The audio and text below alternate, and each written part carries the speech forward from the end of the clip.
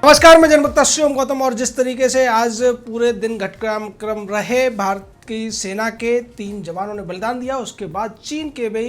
5 जवानों के मरने की और 11 के घायल होने की खबरें आई थी चीनी मीडिया की तरफ से। आज उसको लेकर विदेश मंत्रालय की तरफ से अपना बयान जारी कर दिया गया है और उसमें स्पष्ट किया गया है कि भारत हमेशा से शांति चाहता है और शांति का पैरोकार रहा है, लेकिन अपनी संप्रभुता की रक्षा के लिए भारत पूरी तरीके से कटिबद्ध है। ये वो जवाब है, उस जवाब का सार है जो कि लंबा जवाब भारत के विदेश मंत्रालय ने दिया है। उससे पहले जो घटनाक्रम हुए हैं उसकी भी बात हम आपसे करेंगे। पहले विदेश मंत्रालय के इस पूरे बयान की चर्चा आपसे करते हैं कि क्या क्या कहा गया है इस बयान के अंदर। स्पष्ट तौर पर इसमें बताया गया है कि जिस तरीके से भारत और चीन के बीच में ईस्टर्न लद्दाख के अंदर जो बातचीत चल रही थी और चीन की तरफ से जो विवाद उठाए गए थे उसको सुलझाने की कोशिश हो रही थी, और उसी को लेकर 6 जून को भारतीय सेना की तरफ से 14वीं कोर के कमांडर इन चीफ यानी कि CAIC और भारत के लेफ्टिनेंट जनरल हरिंदर सिंह की बातचीत हुई थी ल्यू लिन से, जो कि मेजर जनरल थे उस इलाके में।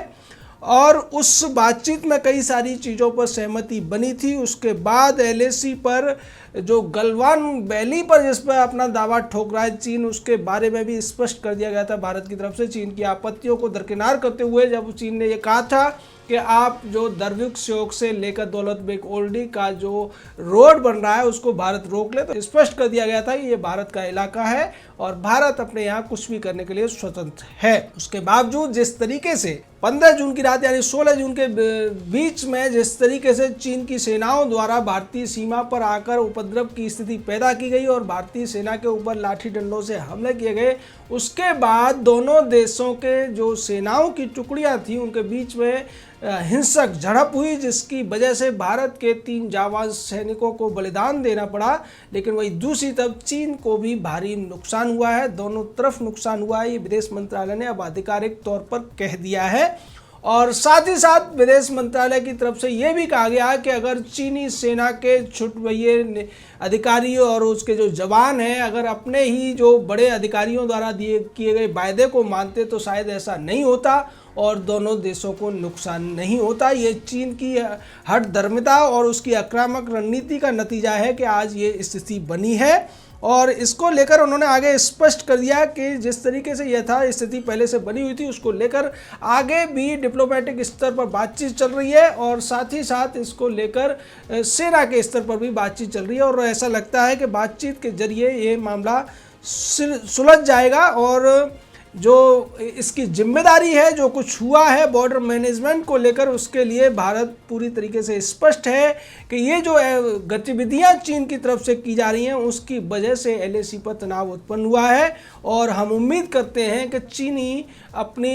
हद को समझेंगे और इस तरीके की जरूरत करने से बाज आएंगे। और हम पूरी तरीके से इस बात पर अड़े हुए हैं कि भारत जो अपने बॉर्डर एरिया हैं उनकी हिफाजत के लिए और उनको लेकर जो भी स्थितियां हैं उसके लिए बातचीत करने के लिए हमेशा तैयार है, लेकिन किसी भी हालत में हम अपनी संप्रभुता से समझौता नहीं करेंगे। हमारे लिए हमारे देश की सीमाएं और हमारी संप्रभुता सबसे ज़्यादा महत्वपूर्ण है, ये विदेश मंत्रालय की तरफ से कह दिया गया है। वहीं दूसरी तरफ खबर ये भी है कि चीन के जो विदेश मंत्रालय के एक बड़े अधिकारी और भारत के जो राजदूत हैं चीन के अंदर, उनके बीच भी मुलाकात हुई है इसी सब को लेकर। और उससे पहले जिस तरीके से चीन के विदेश मंत्रालय के प्रवक्ता ने जो दावा ठोका था उस पर भी अब ये भारत का जो जवाब है वो स्पष्ट है, जिसमें ये कहा गया था, चीन के PLA के स्पोक्स पर्सन की तरफ से एक स्टेटमेंट आया था जिसमें ये कहा गया था कि पूरा का पूरा गलवान घाटी का जो इलाका है वो चीन का है, चीन की सॉवरेंटी वहाँ पर है और उसमें भारत अगर सड़क बना रहा है या कुछ भी हरकतें भारतीय सेना कर रही है उसको रोकना चाहिए और चीनी सैनिकों पर आक्रमण नहीं करना चाहिए, LAC को पार नहीं करना चाहिए, इस तरीके की बात उसमें कही गई थी। तो सीधे तौर पर जिस बात को भारत के विपक्षी दल कह रहे थे उस बात को तो चीन की इस विदेश मंत्रालय से लेकर ग्लोबल टाइम्स ने नकार दिया है कि भारतीय सीमाओं के अंदर चीन ने किसी तरीके का अतिक्रमण किया है, बल्कि चीन तो अब उल्टा रोना रो रहा है कि भारतीय सैनिकों ने 2 बार LAC पार की, जिसकी वजह से विवाद हुआ। हालांकि विवाद तो इसीलिए हुआ कि चीनी सैनिक LAC पर पत्थरबाजी या डंडेबाजी कर रहे थे, जिसका जवाब देने के लिए भारतीय सेना की जो टुकड़ी थी जिसके कमांडिंग ऑफिसर थे संतोष बाबू, कर्नल संतोष बाबू और उनको चोटें लगी। उसके अलावा कुंदन कांत नाम के एक और जवान को चोट लगी। एक और दूसरे जो जेसीओ थे, जूनियर कमीशन ऑफिसर यानी कि सूबेदार थे, उनको भी चोट लगने से वो हताहत हुए, बलिदान हुए। और वैसी स्थिति में फिर भारतीय सैनिकों का गुस्सा भी अपने चरम पर पहुंच गया और उन्होंने उन चीनियों को जो डंडे में तार लगाकर हमला करने की कोशिश कर रहे थे, उन्हें अच्छा सबक सिखाया और उनको छठी का दूध याद दिलाते हुए 5 चीनियों को मार गिराया। उसके अलावा 1 दर्जन के करीब चीनियों को बुरी तरह घायल भी कर दिया। सीधे तौर पर चीन को ये स्पष्ट संकेत मिल गया और उससे पहले ये पूरे घटनाक्रम पर सुबह भी भारत के रक्षा मंत्री राजनाथ सिंह ने बड़े बैठक ली थी। बहुत हाई लेवल की बैठक हुई थी जिसमें सीडीएस जनरल बिपिन रावत और भारतीय सेना के प्रमुख जनरल मनोज मुकुंद नरवाने के अलावा बाकी दोनों सेनाओं के जो नेवी और एयरफोर्स के चीफ भी थे, उसके अलावा एस जयशंकर उसमें थे। तो सीधे तौर पर ये बड़ी बैठक थी और उसके बाद उस बैठक के बाद प्रधानमंत्री को ब्रीफ किया गया और प्रधानमंत्री को ब्रीफ करने के बाद फिर शाम को एक बैठक हुई जिसमें जो राजनाथ सिंह के घर पर हुई, रक्षा मंत्री के घर पर, और उसमें फिर से जनरल बिपिन रावत जो सीडीएस हैं और सेना प्रमुख जनरल मनोज मुकुंद नरवाने के अलावा एस जयशंकर और बाकी बड़े अधिकारियों को इसमें रखा गया। उसके अलावा गृह मंत्रालय में एक बैठक होती है जिसमें आईटीबीपी के जो डायरेक्टर जनरल हैं उनके और सेना के बीच में मीटिंग होती है। तो बड़े स्तर पर सेना की भी तैयारियां इस पूरे मामले को देखते हुए चली और पूरी जानकारी भारत के प्रधानमंत्री को दी जाती रही और उसके अलावा विदेश मंत्री और जो राष्ट्रीय सुरक्षा सलाहकार हैं वो भी इस पूरे जो बातचीत था, जो मंथन था, उसमें शामिल रहे हैं। और उसी के बाद ये विदेश मंत्रालय का सदा हुआ बयान आया है। लेकिन सदे हुए के साथ साथ इसमें जो मजबूती है, जो भारत की तरफ से चीन को स्पष्ट चेतावनी दे दी गई है कि अगर चीन अपनी हरकतों से बाज नहीं आएगा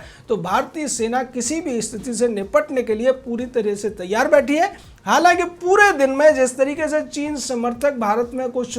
जो हरे लाल चैनल हैं या उनके जो पत्रकार हैं उनकी तरफ से अफवाहें भी उड़ाने की कोशिश की गई और इसको लेकर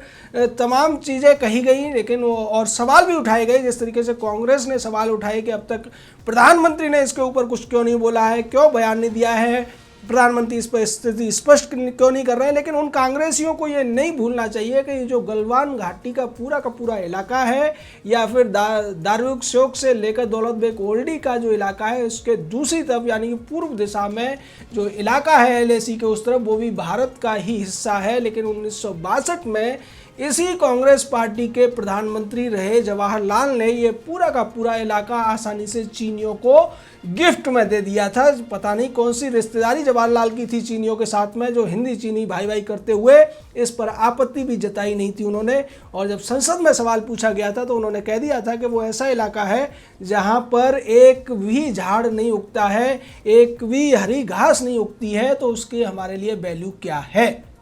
जवाहरलाल जैसे लोग जो दूरदर्शिता नहीं रखते हैं वो ऐसी बातें कह सकते हैं और आज उसी की वजह से चीन उस इलाके में अपना दावा ठोक रहा है। वो तो गलवान घाटी तक को अपना बता रहा है, पैगोंग त्सो झील पर दावा रखता है, जबकि ये सारे के सारे इलाके भारत के ही राज्य लद्दाख के हिस्से हैं और लद्दाख के इन हिस्सों पर आज चीन बैठा हुआ है कब्जा करके, इसको भूल जाते हैं कांग्रेस पार्टी के पूर्व अध्यक्ष युवा राहुल गांधी और इसीलिए वो भारत सरकार से जवाब मांगने लगते हैं। लेकिन अपने जो परदादा ने किया है उसके ऊपर वो कभी कोई जवाब देने को राजी नहीं है। खैर ये बात दूसरी है, लेकिन इस तरीके की राजनीति इन मामलों में नहीं होनी चाहिए। हमें अपनी सेना पर विश्वास रखना चाहिए, अपने सरकार पर विश्वास रखना चाहिए और अपने अधिकारियों पर विश्वास रखना चाहिए। जहाँ तक चीन का सवाल है, चीन ने सुबह इस बात को माना था, उसके रिपोर्टर्स ने माना था कि 5 कैजुअलिटी हुई हैं, 11 घायल हुए हैं। उसके बाद चीन को ऐसा लगा कि अगर हम ये स्वीकार कर लेंगे तो इससे हमारी बेइज्जती होगी। लेकिन बाद में पूरी तरह मंथन चला और उसके बाद चीन के विदेश मंत्रालय ने भी माना कि हाँ उनकी कैजुअलिटी हुई है, उनको नुकसान हुआ है। लेकिन उन्होंने इस पूरे के पूरे घटनाक्रम के लिए भारत को दोषी ठहरा दिया और ये कह दिया कि भारतीय सेना आक्रामक थी, भारतीय सेना अतिक्रमण कर रही थी और भारतीय सेना ने एलएसी के इस पार यानी कि चीन के इलाके में आकर इस तरीके की कार्रवाई को अंजाम दिया जो कि प्रोवोगेटिव थी यानी कि उकसाने वाली थी। और आक्रामक थी, जिसका जवाब देने के लिए चीनी सैनिकों को कार्रवाई करनी पड़ी। जबकि हकीकत यही थी कि चीनी सैनिक, जैसा कि वो पहले भी करते रहे, भारतीय सेना में के होते हुए भी भारतीय सीमा के अंदर घुसने की कोशिश कर रहे थे और ये भारतीय जवानों को किसी भी हालत में मंजूर नहीं था, जिसका उन्होंने विरोध किया। और बाद में चीनी अपने जो उनके डंडे होते हैं जिन पर कांटे लगे रहते हैं, उसको लेकर हमला करने के लिए आ गए और उसके बाद भारतीय सैनिकों ने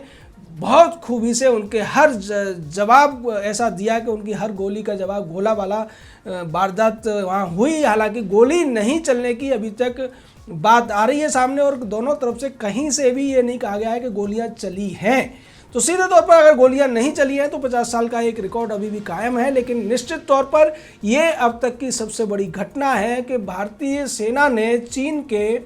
अब तक के जो पिछले 40 साल का 1975 से अब 1962 से अब तक का रिकॉर्ड रहा है, उसमें चीनी सेना को सबसे बड़ी क्षति पहुंचाई गई है। इससे पहले जिस तरीके से थोड़ी छुटपुट घायल होते थे या बहुत ज़्यादा घायल भी हो जाते थे, लेकिन ऐसी बड़ी नुकसान की कोई खबर नहीं थी कि चीनी सेना को उसकी कैजुअलिटी वो खुद स्वीकारे। हालांकि कैजुअलिटी तो चीन की बहुत पहले भी हो चुकी है, पर चीन ने कभी इस तरीके से अपने सैनिकों की मौत को नहीं स्वीकारा था, उनके घायल होने को नहीं स्वीकारा था। यही आज भारत की सबसे बड़ी जीत है और जो भारत के 3 योद्धा बलिदान हुए हैं, उनकी भी आत्मा की ये बहुत बड़ी जीत है कि उनके बलिदान व्यर्थ नहीं गए और भारतीय सैनिकों ने जो उनकी